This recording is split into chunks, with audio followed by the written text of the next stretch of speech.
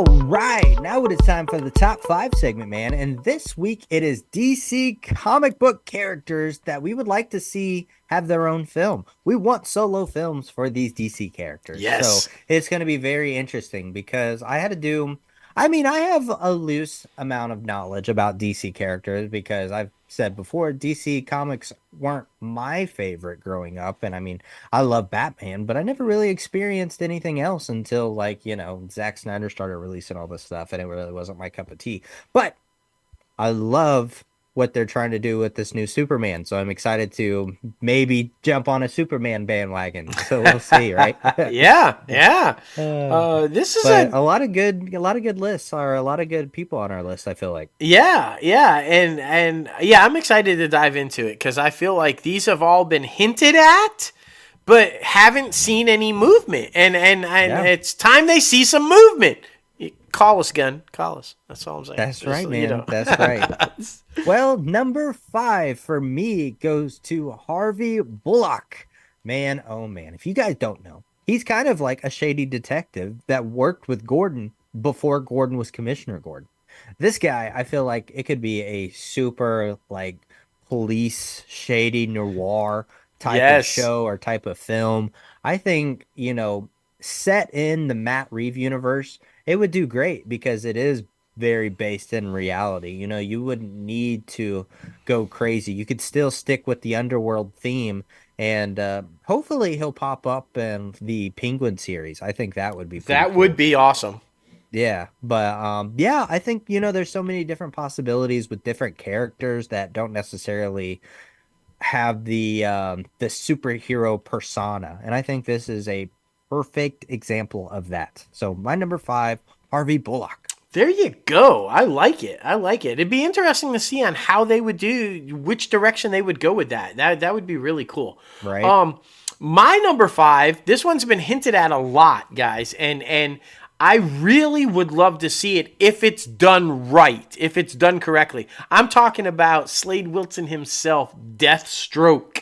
A lot of people are confused by this, but because of all the recent events and all of the recent stuff, they associate him as a Batman villain. But this guy first popped up in New Teen Titans #2, Mm.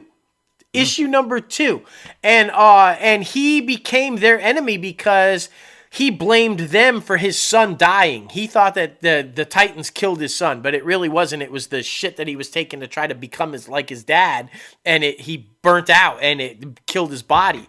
But he's a very interesting guy. He's a war hero that volunteered to take the juice, like the super soldier serum, basically, to become enhanced and just because of the series of stuff that he's been through and the kind of stuff that he dealt with or whatever, he starts basically going dark and he becomes an assassin and he's a paid gun, and he goes after people. But he's got a code. He's got a code, and he only goes after people he thinks deserve to die. He's kind of like a mix between Captain America and the Punisher, which is really weird, right? But it's a really interesting dynamic character, and I think if they went about it right, and you kind of do just a little quick with the pacing, but highlight his military career, show where he starts to go dark, how it starts, and then just jump in and go for it and have him be. I think it would be a kick-ass film and could progress into a series of films. Honestly, I just think it would be brilliant. So let's get it done. We've seen great interpretations of the character on Arrow. We saw him on Titans. We saw him briefly in Justice League. But I think it's time. I think it's time this guy got his own film. Let's do it. Deathstroke, my number 5. Nice, nice. Number 4 for me goes to Martian Manhunter. I think this would be a cool character to have come to life and have their own solo film because I feel like it could be very Guardians of the Galaxy-esque, but it could also be like a kind of like an undercover spy thriller as well Yeah. because he can transform into different people. I think that's pretty freaking dope. And with him being from Mars, he can be kind of like smuggling intelligence and information back to his home planet, especially in the beginning when because if not a lot of people know, there is at point in times where you're uncomfortable with the unknown, and that happened with the Justice League, right? Where they were like fighting against Martian Manhunter, and then like, okay, you're actually cool. You can be a part of us. I think I got that correct. Is that right, Mr. Comic Book? You're real close. You're really close. Yeah, I So see. I'm yeah, right there. that was It's fine. It's impressive. fine. Oh, But yeah, I feel like, that would be kind of cool because it could be like a spy thriller where they're going back and forth, smuggling info and smuggling intel, but then actually like, oh, we actually need to help these people, not do all this shit. But well, they hinted at it so much, especially in Zack Snyder's Justice League, that 4 hour one. Um, so yeah, I really wish they would have, expanded more on that character and that franchise. But we're looking forward to the next franchise, and maybe he'll pop up there later down the line. We'll see how it goes. maybe. And I got to tell you, I like the idea of, you know how they're getting ready to release Spider-Man Noir, right, with Hmm. Nicolas Cage or whatever. I like what you said because Martian Manhunter, if you aren't comic book geeks out there and you don't know, he when he disguises himself, he becomes John Jones because Hmm. his Martian name is John Jones, however you say it, but it's John Jones. He's a private investigator. So, and he wears the trench coat and the hat. And I feel like if you went, maybe set it in the 30s or 40s and do a noir, black and white noir type private investigator type movie, I think that'd be fucking brilliant. I would love to Yeah, see that. And then have him be the Martian and like, when did he actually come to Earth? Are there more of him or whatever? But I love that idea. Focus hard on his background as a private investigator and hiding in plain sight in society. I fucking love that. I think it would be a great movie. right. Yeah, good choice, man. Number 4, Martian Manhunter. My number 4, it just seems obvious. We've hinted at Black Canary. We've seen her, in Harley Quinn's movies and stuff. But this duo is one of the most iconic duos in DC Comics history. Green Arrow and Black Canary. Their love story is something fierce, and it's ugly. It's rough because they're flawed individuals. Anybody who knows the story of Green Arrow, Oliver Queen, he's a raging alcoholic. He becomes an alcoholic and down and out. And he was really rich, and he was like the billionaire playboy, equal to kind of like Batman. And then he just hits Skid Row, man, and he kind of goes down. He loses his fortune, and he becomes just. It's a really dark path that he takes. Kevin Smith wrote a series of comic books about Green Arrow, which were freaking phenomenal. And that dark kind of version, but his lady love, Canary, she's there, and she's the one who kind of always pulls him out of trouble and kind of gets him straight, and is his support. And but it's ugly because she's got her own flaws that she kind of deals with. But I think this would make for an amazing film if you focus on the dark and gritty. I think you should take it at the top of, he's the peak of his success in his career, and he's like, and then that's the start, and boom, the teaser, and then you go straight in. He's lost everything. Now he's on the streets. He's drunk, and just take it from there. And I think it would be a really dark, gritty movie. Yeah, Green Arrow and Black Canary. I'd like to see them in a film. It'd be great. Oh yeah, man. Oh yeah.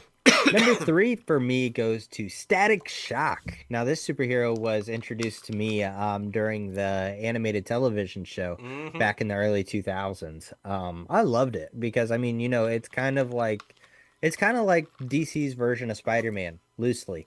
Yeah. To where, it's a teenage kid just trying to do what he can for his neighborhood and be as, respectable as possible, but then while learning how to be a superhero, you mess up and all of those things. I always love teenage angst meets superhero because Mm-hmm. that's kind of like, trying to live up to your potential and your expectations, but also trying to also be the kid that you are.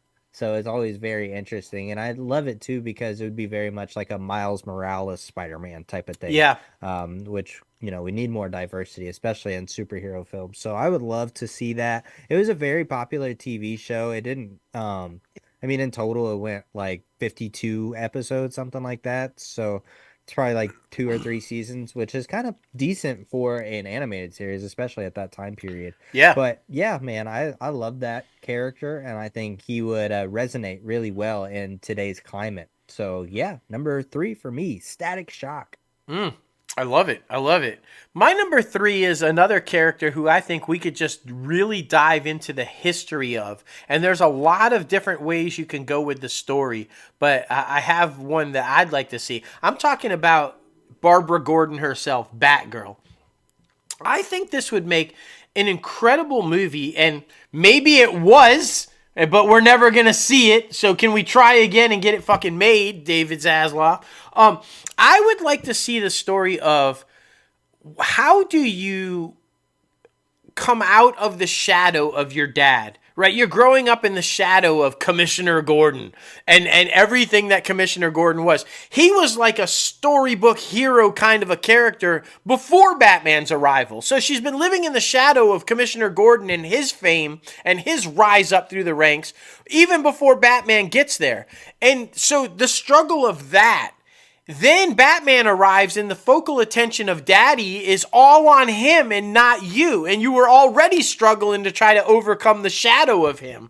So how do you step out from that and prove yourself and be your own person and I think that would make for a really interesting story, right? I feel like the initial, well, I'm going to be Batgirl because all you do is pay attention to Batman, so I'm going to do this kind. But it's like a coming of age, finding out who you really are type of a story, and how do you set your own identity after coming out from the shadows of two iconic giant figures that you're living under. And I think it would be an awesome movie. I really do. They could play heavily into her detective skills. We don't see that nearly enough with Batman, although Pattinson's Batman, now we are starting to see that. But this is a woman who grew up under Commissioner Gordon, one of the all-time greatest detectives in, Gotham City Police. And so she's got some skill. I think they could play into that and go, not only can she kick some ass, but she's also a really good fucking detective and probably could have been a great cop. And so, I don't know. I think that storyline would be badass. So, come on, give it to us. Let's see Babs. And then maybe you take it down that dark turn. Maybe we see the Killing Joke at some point. Bum, bum, bum. Yeah, just saying. Just saying. Just saying. My number 2 goes to Changeling himself, Beast Boy. I would love to see an origin story of Beast Boy because, I mean, his parents were abusive scientists who, experimented, but then, of course, everybody knows the story. He gets, this disease that is going to kill him, but then his parents in turn experiment on him to try to save his life, kind of like a Morbius type of thing. But I love this character too because he's so genuine in every iteration that I've seen him in and everything that I've like learned about him. He's so genuine. He's always a very humble individual that just wants to protect his friends and the people who he calls his family. But to come from, that abusive background to joining either Doom Patrol or the Titans. I think that would be such an interesting thing to see along the way. And I mean, it's always so cool to see different iterations of costumes too. And this guy's had so many different costumes. So to be able to try to like play with those in the origin film, I feel like would be very fun. But yeah, man, I love Beast Boy. He's always been one of my all-time favorite DC characters. So I would love to see an origin story on him. Now, my number 2, Beast Boy. There you go. And kudos, A+ for throwing in Changeling. That's a very right. Well done. He started off as Beast Boy, then he became Changeling for his run in the Titans, and then he went, then he went back to Beast Boy. So yeah, well done. Well done through referencing Changeling. I love it. Yeah, he's an interesting character. He really is. And I thought his Marv Wolfman and George Perez's run with him in the Titans was really well done. And I would like to see more of him. Right. My number 2, this has been talked about numerous times, and it has to happen. We reference all the time in every Superman movie how legendary Lois Lane is. Right? My number 2, Lois Lane.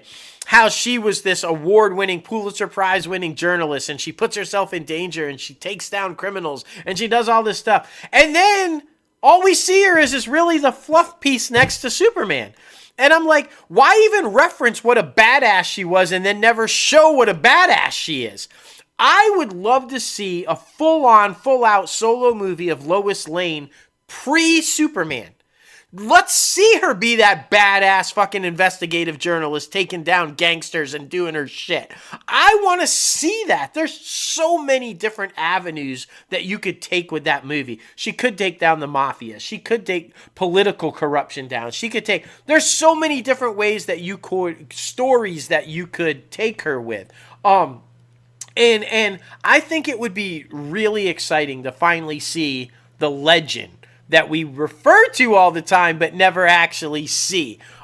She shouldn't take a second seat to Superman. I just don't ever think that was the right thing to do. Now, Margot Kidder's version of it back in the 78 version, she was feisty. She was getting herself in trouble. She was going after stories, but still not to the level that they bill her as. So I would really love to see that.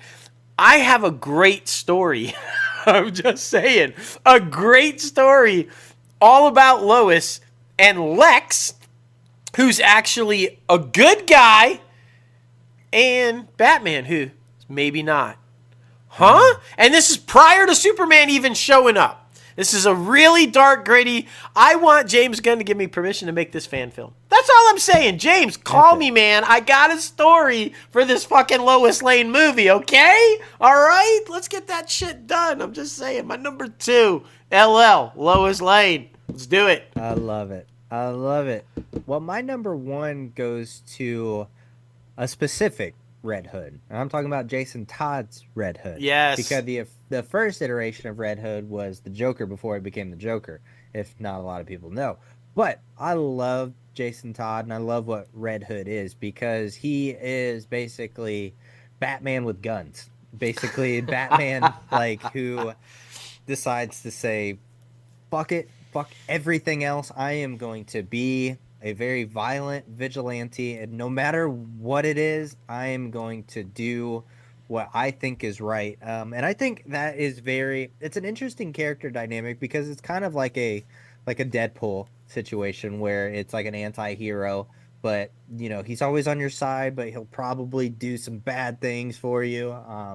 But I just feel like, what that character brings to the table. And I mean, we've always talked about too, we would love to see like a Bat family film with, Red Hood and freaking Nightwing, and maybe either not Jason Todd, but either Damian Wayne or freaking Tim Drake. Other dude. Yeah. I mean, I just feel like that would be an amazing thing to see. And I feel like Red Hood in general, I think that would be a very fun, violent, rated R DC film. And I would love to see that. We see the success with Deadpool on the Marvel side. We could see the same success with Red Hood on the DC side. No doubt. So that's just my opinion. Number 1 for me, Red Hood. So that's interesting, because we say that we want to see these in solo films, but I'm going along the same line as you. And so my number 1, while I would love to see a film, I'm thinking it makes more sense, especially like with what you just said, is a series. And very much like Daredevil. If you did it like Daredevil. My number 1 is Nightwing. And Dick Grayson is a complex character. You can basically take everything that I just said about Babs, about Barbara Gordon, and put it on Dick Grayson. This is a kid who's taken in and has to come out of literally the biggest shadow of all, Batman, and find his own identity. And the whole time Batman is like wanting him to be him. And it's like, but I'm not you. I'm not that guy. And finding who he is and establishing himself as who he wants to be in the world outside of Bruce Wayne and Batman, I think is just a phenomenal story and character-driven story. And his series in the comic books is very much like a Daredevil type thing. You know, he moves to Bloodhaven, and it's a dark, gritty Hell's Kitchen type of a city that he lives in, and he's taking down street level thugs and gangsters, and he's not fighting world beating aliens and shit like that. He's a down to earth thug, you know, kind of a hero, and he works for the police department, right? Again, like Barbara, he's coming out of the being taught by the master detective of all. It only makes sense that Dick's got some tricks now, and he takes it to the police department and becomes a kick-ass detective. I just think that if you do this in the vein of a Daredevil type series, and you show the dark, gritty, you know, show him as a cop working the streets, but then by night when he can't get it done as a cop, he's Nightwing, and he does what he has to do to get it done while trying not to cross the line like Batman, right? Like sometimes he doesn't want to be. I think it would just be, and then playing into what you said. If we take Batgirl, if we take Red Hood, if we take Tim Drake, and we put them in their series, and we build that little universe, and then like the Defenders thing, you bring them together for the Bat family thing.